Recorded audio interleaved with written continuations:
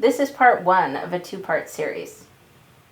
In this episode of Searching for History, we're going to take a look at places in Northumberland in the United Kingdom that we visited that are outside of Newcastle upon Tyne.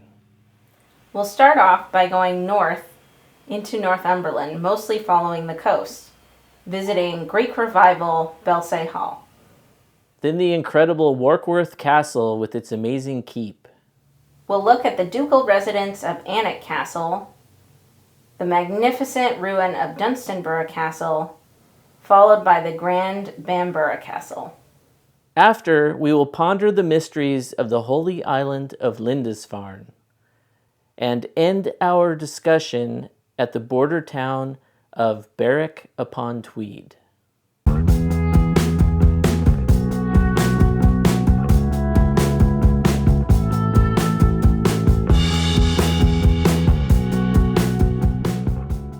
So the first place we're going to talk about is Belsay Hall. Belsay Hall is a Regency-style country house located in Northumberland. It's regarded as the first British country house to be built entirely in the Greek Revival style. The house was built between 1810 and 1817 for Sir Charles Monk. The entire Belsay Hall house is unfurnished and maintained in a condition of halted decay. Belsay Hall is administered by English Heritage and is open to the public.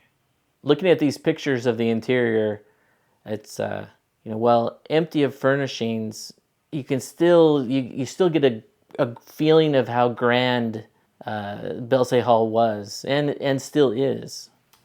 Yeah, the wallpaper is especially decorative, and the tiles are really beautiful in all the fireplaces. There's even one fireplace that has blue transfer print tiles of, I don't know, maybe an oriental scene. It's pretty cool. And the rooms have this Greek Revival style crown molding and fireplace mantles, and it's pretty fancy. When you go in the entryway, the first thing you see is this incredible open space and stairway. At first glance, you might think this is neoclassical, but it's actually Greek Revival, and just these incredible columns. You almost feel like you're like walking into a temple. Yeah, it feels like a sacred space. It's like 2 or 3 stories of columns and capitals, and it's pretty cool. Belsay Hall also has a beautiful library. It has a really beautiful ceiling and gorgeous bookshelves. I would certainly enjoy having a library like that in our house. Yeah, so there's no books, but you can definitely imagine it full of books, and it would be an incredible space to sit and read. And yeah, there's a lot of natural light that comes in. There's a huge wall of windows on one side. And then the gardens of Belsay Hall are incredibly beautiful. I believe you'd call these English-style gardens. They're very well kept, lots of different flowers and shrubs, and definitely well taken care of. And I think pretty similar to how it would have been when the hall was actually being lived in. Also opposite the hall is this really large kind of carriage house / stables that you can tour. And that's pretty cool too, because there's kind of like a big round driveway in front of the house, and then the carriage house / stables is opposite the hall. Then we come to Belsay Castle, and it is a 14th century castle situated right next to Belsay Hall. It was abandoned in the early 19th century when Sir Charles Monk built Belsay Hall. Right, so Belsay Hall itself isn't the first residence on this property, and originally people lived in this 14th century tower house, followed by a 17th century manor house that is attached to the tower house, and eventually they moved into Belsay Hall itself. But in regards to the 14th century castle, the main structure is a substantial 3-story rectangular tower house with rounded turrets and battlements. It was constructed about 1370. In 1614, a manor house was built attached to the tower house, and you can tour both of them today. The actual tower house is more intact. The manor house was built in 1614. It no longer has a roof, and it's basically just the main walls are still there. The 17th century manor house, I believe you would call that neoclassical.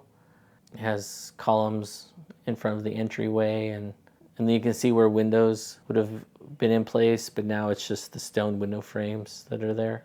The tower house itself, the round turrets that are in each corner, on the top floor, are really cool how they kind of jut out, and I believe would allow the people inside to be able to get a good look at the walls around the tower, just to help aid in defense. Whenever we visit castles, we're always on the lookout for medieval frescoes, and this castle has it. Just a few little frescoes here of some painted flowers. It looks like roses in an archway in the castle. So always be on the lookout for the medieval frescoes. They're a real treat. We love medieval frescoes, and it is exciting when we do find them. And for the most part, you'll just see a small amount in some tucked away place in a castle, or also in a cathedral. But in this case, it looks like the arch is in kind of a bay window. And I'm not sure if the flowers have any significance, if those could be like a Tudor flower, Tudor rose. As we go further up the east coast of Northumberland, the next place we visited was Warkworth Castle. And Warkworth Castle is a ruined medieval castle. The village and castle occupy a loop of the river Coquette, less than a mile from the coast. The castle you see today was built in the mid-13th century and replaced an earlier timber motte and bailey castle. The current condition of the castle is largely due to being damaged in the mid-1600s during the English Civil War. The castle is an irregular enclosure.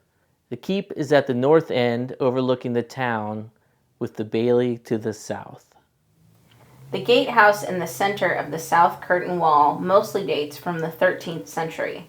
It was originally accessed via a drawbridge, and visitors had to pass through two gates, one at either end of the passage, and a portcullis. Warkworth's Keep is considered a masterpiece of medieval English architecture. It was built in the late 14th century and was laid out in the form of a Greek cross and originally had battlements. On the top of the keep is a lookout tower. There is a chapel at this castle, and it looks like there's an alcove for the altar and maybe an alcove for either the Eucharist or holy water, or maybe for a statue of the Virgin. Yeah, it looks like maybe it's a font, but it's hard to tell. It's hard to tell. And you can see that the chapel originally had stained glass windows. And the castle had a kitchen, and there's a picture here of these two really big hearths. I mean, they must be something like 10 feet wide each, and you can imagine like a large hog on a spit being cooked inside one of these hearths, but it's pretty big, so you can imagine a lot of food was being cooked there. Mm-hmm. Yeah, really big kitchen. One feature that's cool about Warkworth is the towers along the curtain wall. You can see this incredibly tall arrow slit that gave the ability for a large amount of elevation difference for the angle of the shot. So the archer or archers inside that tower could really either shoot really close to the wall or lob the arrow at a great distance. But you could see it was designed really well for castle defense. Next along the east coast, we come to Alnwick Castle, which is a castle and ducal residence in Alnwick in the English county of Northumberland. It is the seat of the 12th Duke of Northumberland. It was built following the Norman conquest and renovated and remodeled many times over the years. One thing cool about Alnwick Castle is it was actually used for exterior and interior shots of Hogwarts in the Harry Potter films. And it looks like it. I feel like I need to watch the Harry Potter films again just to see if I can spot Alnwick Castle in them. Yeah, I've watched them pretty recently, and you can. Really? Mm-hmm. One thing that's cool about Alnwick Castle, and it's something we're always looking for along with frescoes, is original Romanesque features. And sure enough, Alnwick Castle does have some. So there's a couple archways as you walk through different parts of the castle. You can see these round Romanesque archways with kind of the zigzag pattern. It's always pretty cool to see that. So when you're visiting medieval castles and cathedrals, look for Romanesque features. We were actually really lucky to be able to visit Alnwick Castle in the wintertime. We were invited to attend a dinner with some of our friends that we made, and it was kind of a magical experience. It really was. I mean, it was at night and it was snowing. We met some really cool people there and still friends today. So the next castle we're going to talk about is actually a really cool castle. It's a ruin, but sometimes ruins are more cool than intact castles, and in this case, this might be one of those. The next castle we're going to talk about is Dunstanburgh Castle. Dunstanburgh Castle is a 14th century castle ruin on the coast of Northumberland. The castle was built between 1313 and 1322. By the 16th century, it had fallen into ruin. The castle is unique because it has what's called a great gatehouse, which served as the main building of the castle. So typically you'll have a small gatehouse, in the curtain wall. You'll have the inner ward, then you'll have kind of like residential buildings and inner keep. But in this case, a lot of the buildings that you typically see inside a castle have been all kind of crammed together and put in this great gatehouse. So it is actually really unique. So here's a picture of the front of the Great Gatehouse. It's really an impressive structure, and I think one of the most sort of wonderful experiences is walking up to this impressive building along the landscape. It's you're walking through sheep pastures, and it's all green with Scotch broom here or there, and then the sea is just off to the right. It's close. It's a really beautiful landscape. On this particular day, we had a great day visiting castles with our friends Steve and Alex. And so they were there with us when we went to Dunstanburgh. It was just as beautiful to look down from the Great Gatehouse as it was to walk right up to it. It's just an amazing landscape right around there. Next up the east coast is Bamburgh Castle, and it's a medieval castle on the coast of Northumberland by the village of Bamburgh. By the 17th century, the castle was a ruin, but it was restored during the 18th and 19th centuries. A Victorian-era industrialist, William Armstrong, bought the castle and completed its restoration. The castle still belongs to the Armstrong family and is open to the public.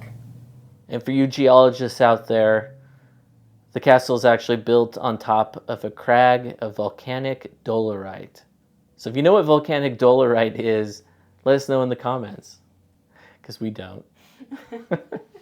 As you walk up to the castle, you go through a gatehouse and kind of I don't know what you call it, a barbican. It probably was a barbican originally, as you go into the interior of the castle. And you're allowed to walk the grounds, so you can actually go into the interiors of these buildings and see at least what a more modern castle looks like. Yeah, the interior of this castle is really impressive and jam-packed with a lot of amazing furnishings and paintings. And so you have high ceilings with beam arches, parquet flooring, other kinds of wood flooring. It's full of display cases of various antiques and arms and armor. paintings on the walls. It's actually a really cool space to walk around in. There's a picture of Erin where she was quite impressed with something on the ceiling. Yeah, maybe just the ceiling itself. You know, in the arms and armor, it's a small collection, but there is suits of armor. You know, there's a few rapiers and pole arms, things like that. And along with all of the amazing art and architecture is a truly impressive collection of knickknacks. So I think my favorite collection of things in the glass cases was an entire Meissen porcelain monkey orchestra, which at the time of this castle's most wealth was the way to show your family's status, is to have one of these little figure orchestras. It's hard to imagine that someone would want to spend a fortune on Meissen monkeys, but that's the people way did. to do it. And then there's also a collection of various things made from ivory in one of the cabinets, and different ceramic vases and things like that. If you don't have a chance to go to Normandy, you can actually see a replica of the Bayeux Tapestry right there at Bamburgh Castle. Although my memory is it's just a few sections of the tapestry. It's not the whole thing like you would actually see if you saw the real thing. As you walk around the outside of the inner ward, there's cannon pointing towards the sea. You can walk this inner space, and it's cool. Bamburgh is a good experience for an intact castle. So the next place we're going to talk about is the Holy Island of Lindisfarne. The Holy Island is a tidal island off the coast of Northumberland. It's accessible at low tide by a causeway that runs over sand and mud flats. The Lindisfarne Abbey and Monastery was first established in 634 AD. The island was originally home to a monastery, which was destroyed during the Viking invasions, but re-established as a priory following the Norman conquest of England. Northumbria's patron saint, Cuthbert, was a monk and abbot at the monastery. Cuthbert's miracles and life are recorded by the Venerable Bede. Cuthbert was Bishop of Lindisfarne from 684 through 686. Cuthbert reformed the monks' way of life to conform to the religious practices of Rome rather than Ireland. Cuthbert was initially buried in Lindisfarne in 687, but was moved and reburied at Durham Cathedral circa 995, which we will see this location in the next video. In 793, a successful Viking raid on Lindisfarne is considered the beginning of the Viking Age. Walking around Lindisfarne, there's virtually no trees. It's just rolling hills of, sheep pasture and kind of, grassy dunes, that sort of thing. But it has a real kind of spiritual feeling. You have a spiritual experience just walking around on this island, and you kind of understand why it's called the Holy Island. I can't put a finger on it of why it makes you feel that way, but it does. It does. There's one village on the island, and it's called the Holy Island Village. And that's also where the ruins of the priory are located. The priory was established after the Norman conquest, and the oldest parts date to circa 1150. Yeah, and actually here you can see Romanesque architecture, so you can see the round arches, and then in some low stonework, there's some really cool medieval faces, kind of intriguing. At one point, Cuthbert decided to retire and live as a hermit on what is now called St. Cuthbert's Isle, and it's just offshore Lindisfarne. Yeah, in fact, it's just right off the shore from where the ruined priory is. And you can see a hint of the foundation of a building on the island. So I assume that's where his hermitage was located, the actual dwelling space. Very small hermitage. That's where the cross is located. There's a cross kind of planted in the middle of the island. And just to note, this island can be reached at low tide. That's how we got over there when the tide was low. Lindisfarne Isle also has a castle, and this castle was built in the 16th century. The castle was built in the mid-1500s to fortify the island against possible Scottish invasion. In the 18th century, the castle was occupied briefly by Jacobite rebels, but was quickly recaptured by soldiers from Berwick upon Tweed. In later years, the castle was used as a Coast Guard lookout and a tourist attraction. The final place we're going to talk about in this video is Berwick upon Tweed. And I will note that Berwick upon Tweed is the only place that you can reach by train out of everything we've talked about. So all the other locations you would need a car to get to, but you can take the train to Berwick upon Tweed.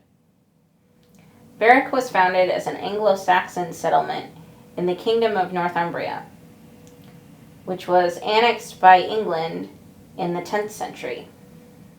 For more than 400 years during the border wars between England and Scotland, several times possession of Berwick upon Tweed moved between the two kingdoms. Berwick upon Tweed is a traditional market town and has some notable architectural features, including town walls, Elizabethan ramparts, a Georgian town hall, and Britain's earliest barracks. Berwick's role as a border fortress town ended with England and Scotland's Union of the Crowns in 1603. Berwick's town walls were built in the early 14th century. By 1560, a new set of town fortifications in an Italian style were constructed, destroying much of the earlier medieval stonework. The new walls included more artillery emplacements and 5 large stone bastions.